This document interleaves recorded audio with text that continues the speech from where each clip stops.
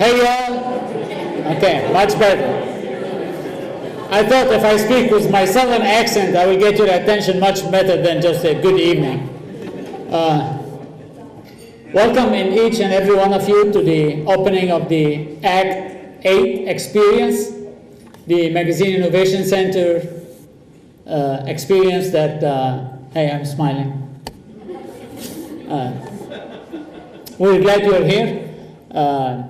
Before we actually officially open the conference, those of you who were able to get the programs from the bags, you will know that this year the ACT experience is dedicated to the memory of Jennifer Reeder, who lost her life last December. Jennifer has been a member of the Magazine Innovation Center Board of Directors, and she attended every ACT experience since they were started. She was a great supporter. So in her memory, I would ask if we can stand for a moment of silence.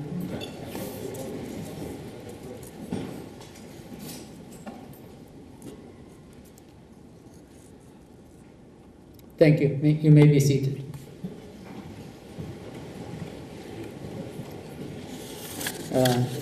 Please enjoy the food, enjoy the dessert. We have a hefty program waiting for you tonight. My goal is to stay as close to the agenda as possible, so by like midnight we'll all be gone. If you've registered, if you have a name tag, if you did not get your bag, please on your way out grab your bag. And since you are all staying at this hotel, so just carrying it to your room is not a big issue. I'm going to ask my Associate Dean, Charlie Mitchell, my friend and the Dean of the Associate Dean of the School of Journalism and New Media, to introduce our Provost, who is going to just have some welcoming remarks. Charlie.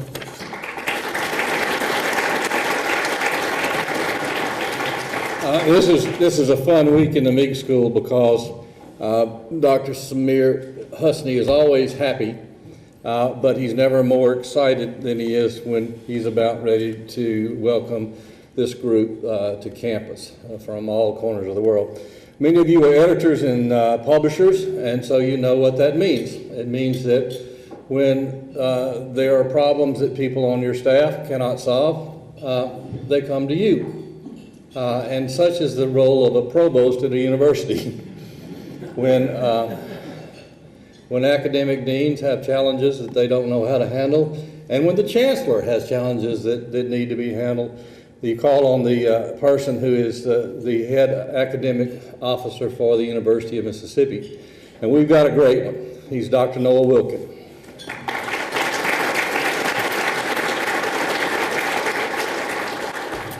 Well, Charlie, I think that's one of the most wonderful introductions I've ever had, and I appreciate all that is going on in the Meek School of Journalism and New Media. Good evening. My name is Noah Wilkin, and it's my privilege and honor to serve as the Chief Academic Officer here at the University of Mississippi. Thank you for the opportunity to be with you tonight and just address you with a few welcoming remarks. I want to thank Dr. Husni for hosting this opportunity for magazine innovators, publishers, and industry leaders to come together to network, share insights, and discuss opportunities. And most importantly, thank you for engaging our students in this experience as well. That's a critically important element of what we do. As an educational institution, we're in the business of creating and facilitating opportunities that come from the creation and dissemination of knowledge.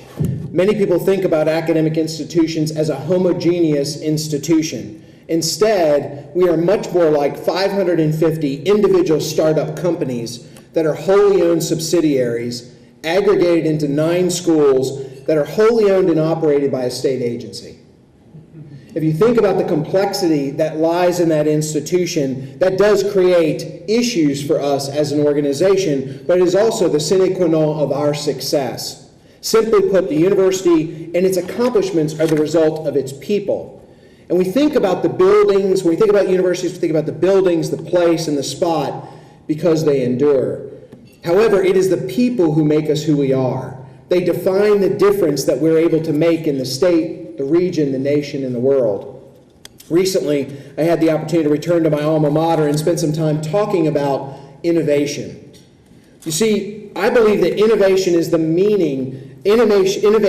meaning of what we do are the building blocks of entrepreneurship and professional satisfaction across disciplines. The pursuit of innovation and the meaning of what we do drive us. If you think about innovation as new and creative opportunities, the pursuit of that opportunity is what we would call entrepreneurship. Yet most academics don't define themselves as entrepreneurs. The activities of our faculty are fueled by, first, creativity, and second, the meaningful nature of creating and disseminating knowledge. This pursuit is still the bedrock of an informed and enlightened society. Academic institutions still have the obligation of educating society, and we embrace that despite the viral proliferation of information that is fueled by technological advances. Daniel Boorstin, a famous historian, said, "Technology is so much fun, but we can drown in technology." The fog of information can drive out knowledge. Information alone will never be enough. As physicist Max Born said, intellect distinguishes between the possible and the impossible. Reason distinguishes between the sensible and the senseless. And let's never forget that even the possible can be senseless. Technology and the proliferation of information can cloud individual judgments. Technology is a critical element of our future endeavors, and at the same time, we as a society must also continue to bring reason and intellect to our innovative pursuits. Our faculty are consistently challenging what is known in the pursuit of the unknown. Donald Rumsfeld said it very simply when he said, "There are known knowns, which are things that we know. There are known unknowns," is to say, there are things we don't know that we know, or there are things that we know we don't know, but there are also the unknown unknowns. These are the things we don't even know that we don't know. And this is where the real opportunities lie.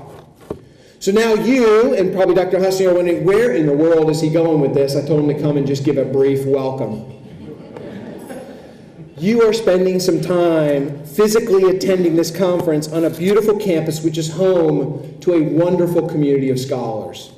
In a world of likes, retweets, and followers, we are still striving here to uncover the known unknowns and the unknown unknowns, where judgment, intellect, and reason are still alive and well, and they're being used to create new knowledge and disseminate that knowledge with the hope of contributing to an informed and a prosperous society. So my hope for you and all who attend this conference is that you will be refreshed as you open your minds to each other while you're here, as you discuss the future, the innovations, and the opportunities in your field.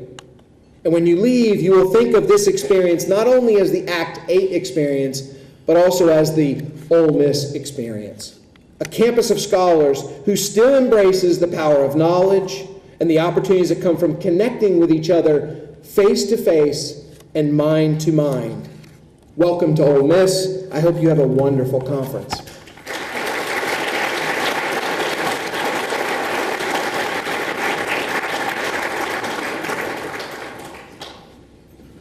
Good evening, everyone. Hi. My name is Daniel Dupason, and I am a senior here at the Meek School of Journalism. I'm also our next speaker's favorite student, but he will never admit that, so don't ask him. Please welcome back up to the podium, Dr. Samir Husni.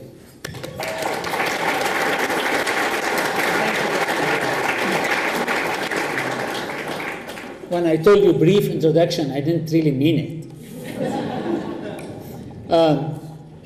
We have two presentations before we go ahead and start eating. It's my great pleasure to introduce to you one of my former students, in fact, the very first class of magazine students that I taught here at Ole Miss, Amy Lyles Wilson. Amy has been leading an initiative for the Magazine Innovation Center, and I will let Amy tell you all about it. Please welcome with me Amy Lyles Wilson.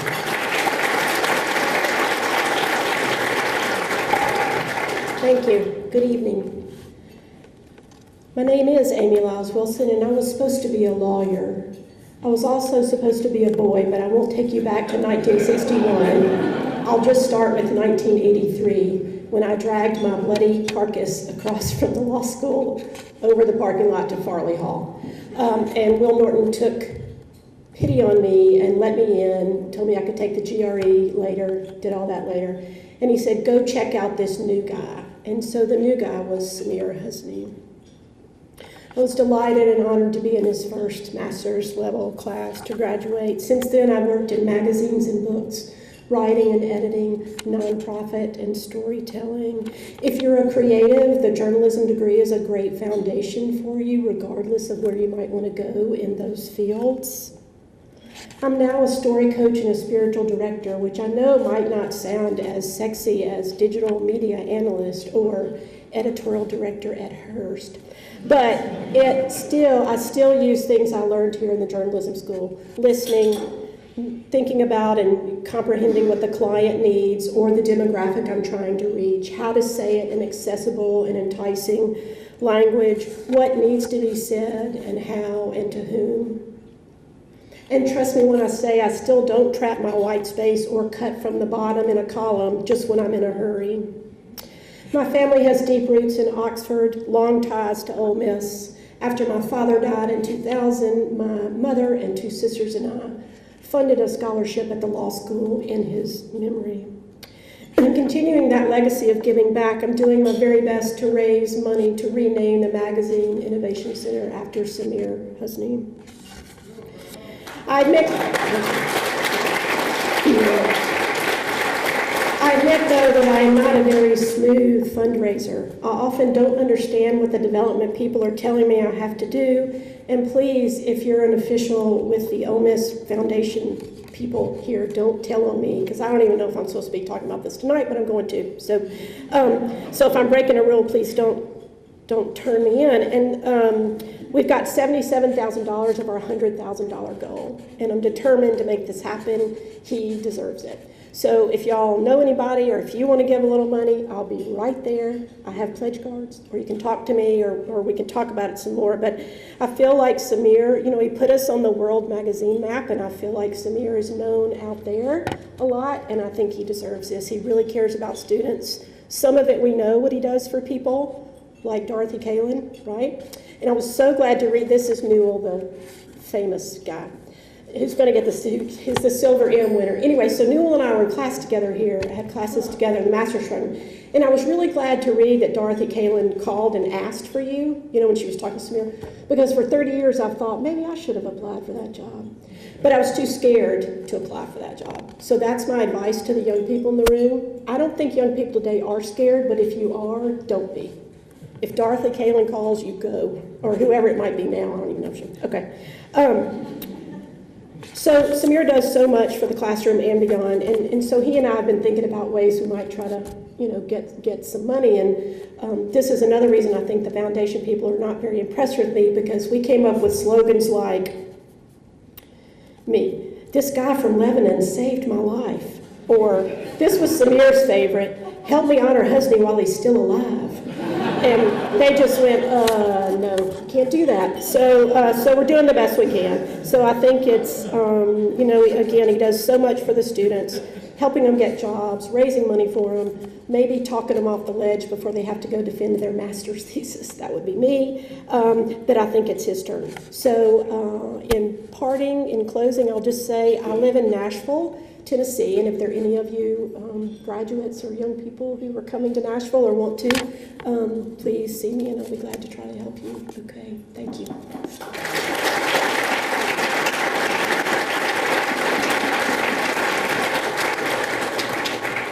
Thank you, Amy. As she said, she has the pledge cards that are over there. Just go see Amy. I think my face is turning red, but it's okay. And talking about partnerships, talking about doing things, we have one more. This is a PC, so bear with me. I'm a Mac person.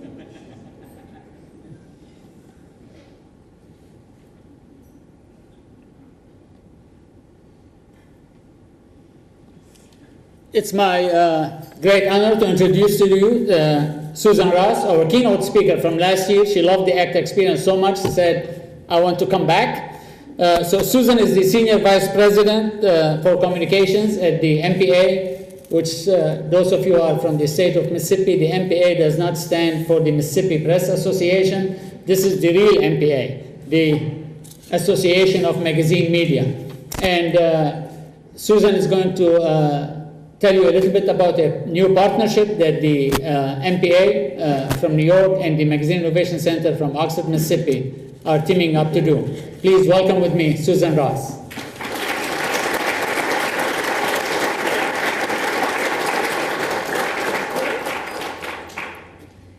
Well, Samir is right. I begged to come back. And I'm very excited to tell you about two things that we're partnering with the Magazine Innovation Center. So MPA had a foundation that started many years ago, and its mission was to fund experiences that would help attract students and recent graduates into the magazine business. And it did wonderful work, but for the last few years it's been dormant. So we were looking at it and we said, well, what can we do with this money that's left in the foundation? And we're thinking, well, who likes magazines as much as we do? And who likes eager students as much as we do? And who likes taking in money as much as we do? We said, Mr. Magazine. So we had a few conversations and we came up with the MPA MIC Internship Funding Program. So it's pretty straightforward. What this will do is students who, in the MIC program, in the MIC program, who are applying for internships but are needing funding to make that happen. So they may be getting paid for the internship, but they don't have the money to travel to, say, New York, where the internship is, or get housing while they're there. So this will help bridge those costs. They will have to apply for the funding, and we can fund up to 5 students per year. And of course, Samir, in his own way, has already managed to raise more money for this fund, and it will continue to be able to accept funding. So this will be the first year of the program, and the selection process is happening already as we speak. And when the students come up to our offices next month, we will be able to announce who those recipients are. So we're very excited about that. So that's our first announcement. The second is, as many of you may know, Samir's been doing the launch of the year for many years, 15 years? 30, oh, it's close. And he has a very stringent process for how he selects them, and he has a point scale, and it's not something that anybody else, quite frankly, could do, because he tracks every new magazine that's launched within a year. So he was looking for a place where he could announce it in a big way, but also be sure to distance it from any kind of sponsorship or any other ways that may cloud the fact that he's really put this through stringent process. So this year we decided to do it at what better place, the American Magazine Media Conference. So he narrowed it down to the finalists, and we were able to make a presentation in front of all of the leaders of the magazine media industry. And as you might have guessed, it was Magnolia Journal who won this year. So we were very pleased to do that, and we look forward to doing that for many more years. Another 30? That's the one. Thank you. Thank you so much. Thank you.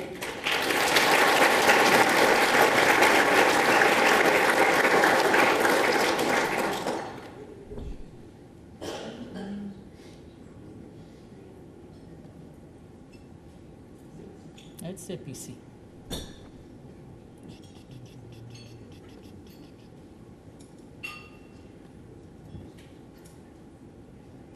What happened?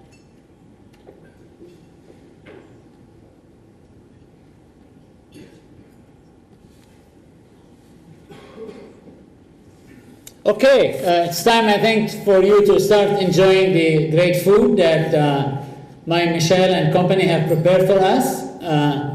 We have great dinner conversation, great food before our program starts. Just remember, as you look at this slide, the folks who brought this food for you. This dinner has been brought to you courtesy of my great sponsors, Advantage CS, Ads and Ideas, Hoffman Media, LSC Communications, Delta Magazine, Media Radar, Democrat Printing and Lithograph, Meredith Corporation, Hearst Magazines, Morris Communications, James G. Elliott, Sappi Paper, North America, TNG, the Retail Solutions, and of course the Magazine Innovation Center. So without any further ado, enjoy your dinner.